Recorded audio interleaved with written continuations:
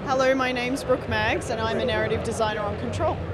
What's it been like? Your game is finally out. It's getting a great reception. What's that feel like to have all that hard work finally be released? It's been incredible. Even here at PAX, people have been really enjoying the game, queuing up for ages just to play, 20 minutes. And the people who have been playing through it have been giving us so much good feedback, and also like digging into the world and finding a lot of the cool narrative documents and things that we've left around. So that's really, it's incredible. Like it's so lovely. What are some of the challenges when writing a story for a video game? Because it's much different than when you're writing a screenplay or a book. That's a huge question. In terms of writing for a video game, I guess there's like heaps more writing potentially to do. For example, we have main missions and side missions, and the narrative documents, the audio logs, the live action video, all of that needs to be scripted. And also, I guess, is scope and scale. And also what we use to tell story in games is level design, art, animation, everything. So it's multidisciplinary. So we're all many people coming together to make a game, make a story, and make an experience. So one of my favorite things about gaming is the only medium you can do this, because it works in comic books and books, but not in films. You can do inner monologuing, and it works really well in video games. That's true. And in fact, we use it in our video game. But it's also a really nice way to get people, I guess, in Jessie's head, or like to be a bit little on board with what she's thinking and feeling, especially being a bit of a closed down character initially. So that was really helpful for us to let the player in on a few things that's going on in her head initially. So yeah, it was a cool literary technique to use. We're seeing more and more female protagonists, especially in gaming, kind of rise up and finally get their time in the limelight. What was it like creating this story around a strong female protagonist with superpowers nonetheless? It was awesome for all the reasons that you say.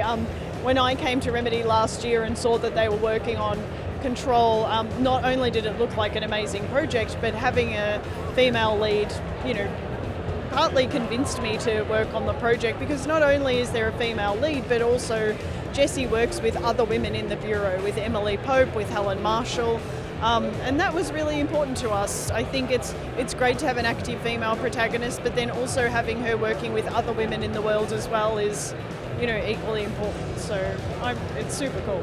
Yeah. What were some of the motivations or inspirations behind the story and the character herself, as well as because a lot of these superheroes, they don't want to be heroes, but they have these superpowers, and there's that conflict that's always pulling them. Yes.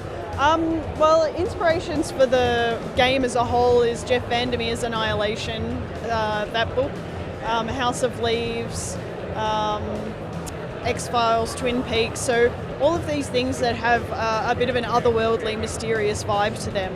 And in terms of Jessie, she had to be a breath of fresh air, I guess. So she comes in off the street to look for answers about her missing brother at the Bureau. And ever since, I guess, before Jessie, there's only ever been male directors of the Bureau. So Jessie walks in off the street, kind of becomes the director, and then starts to change things up a little bit, I think. And she learns what that role means for her. Yeah, I think the inspiration for her was to have contrast, especially in her clothing even, to the rest of the Bureau. So yeah, it's important. Writing at its core is probably the most creative thing anyone can do, because even an artist, when he's being explained how to build something, is being told in words. Talk about your writing process. Like, where do you start? Do you have any routines you do? Anything you do to help focus or start? How do you start a story? That's a really interesting question.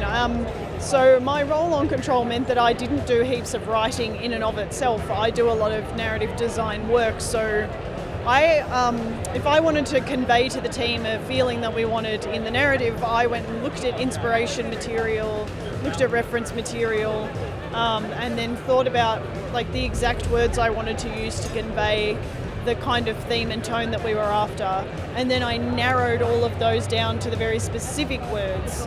So I was like, great, I've got 15 words, now I need 10, now I need 5. And that way, working almost to eliminate the words, the least important ones, to communicate to the team. Because, outside of the narrative team, having pages and pages and pages of story is not like super helpful for the rest of the team. What they need is like what's relevant to them. So yeah, it's funny, writing for games is for me a bit of a process of subtraction and just finding the core narrative bits, and also working with concept artists I love. So to convey the mood and tone of a scene or of an environment or of a character. So for me, a lot of narrative in games is very visual, which is really interesting because of course I'm a writer also, so writing books is totally different to the way I narrative design for games. So it's a really interesting dynamic actually. So there's a lot of ways to progress a story forward in a video game. We talked about inner monologuing. There's also like audio diaries, of course, cutscenes, atmosphere. Do you have a favorite method of storytelling in narrative design, personally? Oh, wow, that's a great question. I don't have a specific one, no. But I guess the best is when the player can play the story in a way that is, the game mechanic is saying something about what's going on in the story. So a good example of that is, as Jessie gets to know more about the world, she gains more abilities and becomes more adept or able, and then players can discover more about the world with her.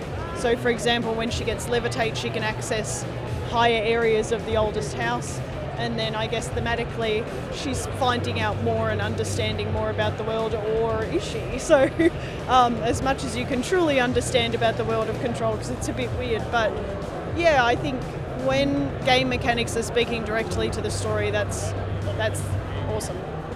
What can we expect next from Control? Ooh, well, we've got a few cool things that are coming out very soon. We're going to talk a little bit more about a potential photo mode next week, and then we have 2 expansions coming out next year. So yeah, we're pretty much rolling into expansion material. So can't wait for everyone to check that out when it comes.